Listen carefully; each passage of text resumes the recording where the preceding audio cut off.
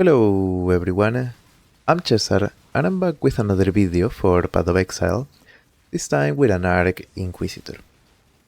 So this is my league starter for 3.23 Affliction League, and I'll be honest, before league start I wasn't sure if this was going to be a good build, but after playing it I have to say that the build is pretty solid and it was a pretty successful league starter. So Arc is a very good skill for mapping, has really good clear and also good range, and to be honest the single target is not bad in this version. I was able to get my 4 Watchstones, so that included killing Maven and Uber Elder with this build, and also I've been able to kill most of the other bosses and did some of the invitations, so yeah, definitely single target is not bad. So on the description of the video you are going to find 3 different PoBs. The first one will be the main PoB, the most important one. It's a level 95 Crit Arc Inquisitor. Here you can check the items, the jewels, the gems, and also the passive tree. And then we also have 2 extra PoBs that are optional, and these are going to be more useful for pushing the Atlas. The level 80 PoB is going to be useful all the way up until tier 6 maps, tier 5 or tier 6. And it's also, the passive tree is quite different from the final version. And also the gear is obviously more basic, we are on a 5 link. And then the level 87 PoB is going to be useful all the way up until tier 12 maps, more or less. I didn't really try pushing more with this version because this is right before I decided to add cluster jewels to the build, and I started pushing tier 13s, 14s with clusters already. But it could be enough. But yeah, level 87 PoB. After this you want to start including cluster jewels on the build and probably dropping these points on the top here. For the campaign I don't really have any info. I didn't want to add too many PoBs to the description, but a 4-link arc and a 4-link Orb of Storms is good enough to do the campaign. I remember I was using faster casting, control destruction, and add lightning damage with arc. And for the Orb of Storms, innervate, cooling strike, and add lightning damage. Just make sure to update your life flasks, your mana flasks, and get some damage on the passive tree early on, so you can have enough damage to do the entire campaign. I go for the... don't go crit early on the campaign, go for most of the lightning damage nodes, as well as life. So the budget for this character is around 8 divines, could be higher to be fair. We're not using a Watcher's Eye, an Enlighten support, any Forbidden Flame and Flesh combos, etc. So yeah, it could definitely be higher. But anyways, we are a Crit Inquisitor, so for our Ascendancy we want to get first Sanctuary, and then Pious Path, and then third Righteous Providence, and lastly Inevitable Judgment. Now we're also running 2 cluster setups. The large cluster should be lightning damage with Overshock and a Snowstorm. They're really nice, so try to get both. And then for your medium clusters, we get crit chance, and the important notable is pressure points. This is so we have 5% chance to deal double damage. We're running 4 medium crit clusters, so in total we have 20. The other notable can be either Quick Getaway or Basics of Pain. Quick Getaway is nice for this build because we get cast speed, which is important, and also movement speed.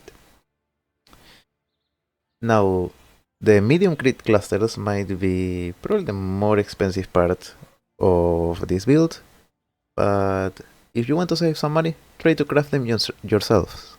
Buy the base, at least item level 50, and then roll for pressure points, and then regal trying to hit Quick Getaway or Basics of Pain.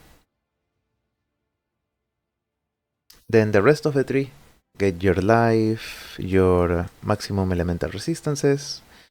Make sure to have armor on your helmet, body armor, gloves, and boots, so you can use this mastery as well. And also this reservation mastery.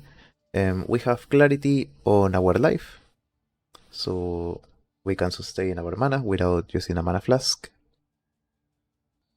The other auras, Termination, Cemetery, Vitality for the region since we're an Inquisitor, Herald of Ice, and also Defiance Banner. So we are using one Call of the Brotherhood, so we benefit from the different sources of cold damage that we get in the build, and also so we can run Herald of Ice. The other ring should be a rare ring with some nice stats and also the open prefix, so you can craft the minus mana cost. The belt is also pretty important, the other unique, the Magnate. It gives us 10% chance to deal double damage while you have at least 200 strength, 5% if you have at least 400 strength. And that synergizes really well with our Inquisitor Ascendancy, with Righteous Providence. So we want to get 400 strength at least, and also pretty high intelligence, so we get good amount of crit chance per point of the strength or intelligence, whichever is lower, in this case intelligence. Also synergizes well with Iron Will. And we want to get 100% crit chance, so we benefit from Inevitable Judgment as well. So in total, we would have 30% chance to deal double damage and 5% chance to deal triple damage in the build. That synergizes really well with Shock, right? Since we deal lightning damage, we shock enemies, and ideally we want to get 50% shocks, so we get more damage. And also synergizes nicely with crit and cold damage, etc. So yeah, it's pretty good. Body armor, really simple rare 6-link with the rich implicits. I don't have a good Eater of Worlds implicits. Try to get our effect. That's pretty good. Then the same for the helmet. The helmet and the body armor are good ways to get mana reservation efficiency as well, so you can feed all your auras. Try to get stats in dexterity, intelligence, life, of course. The gloves, try to get the crit chance against shocked enemies. That is the temple mod. Remember that you can swap these mods around using the harvest crafting bench. You swap cold resistance to like lightning resistance, and then you will get the different temple mods depending on which resistance you have.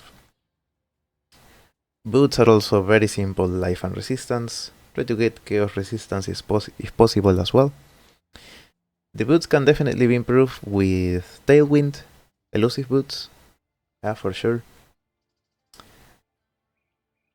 And then the weapons. For the weapons, I am dual wielding wands. If you want to be more tanky, you can use a shield, but you will sacrifice a good amount of damage. Now, these ones on Lickstart, they were going for around 20 to 40 chaos, very similar ones like this, with like really good suffixes, crit chance, cast speed, and crit multi. Decent prefixes and an open prefix so you can craft that Veil modifier with again non-chaos as extra chaos. Nowadays they might be a bit more expensive. I think the way people were getting them was from highs in the blueprints, because I noticed that all of them are enchanted. So I imagine these are from the blueprints and they are well rolled. So maybe it's a way to get some good ones if you're playing non-SSF, for example. Now I didn't talk about the Wildwood Ascendancy with the charms, that's what I'm using. We can get some really nice stats on this. And most importantly, we get the power charge on crit. That is very useful, very good, especially for this build. And in the other one, we can also get crit chance while at maximum power charges. This saves us from having to do something like getting a spell crit body armor, for example. So yeah, these are pretty good, pretty useful. Definitely get them. I wanted to get frenzy charge on hit as well on the third charm socket, but I cannot find the King of the Mist or whatever the boss is. But if you do, if you have the socket available, definitely get something like Frenzy Charge on hit. And that's it for this build. So I hope you enjoyed the video, and thank you very much for watching. Take care. Bye bye.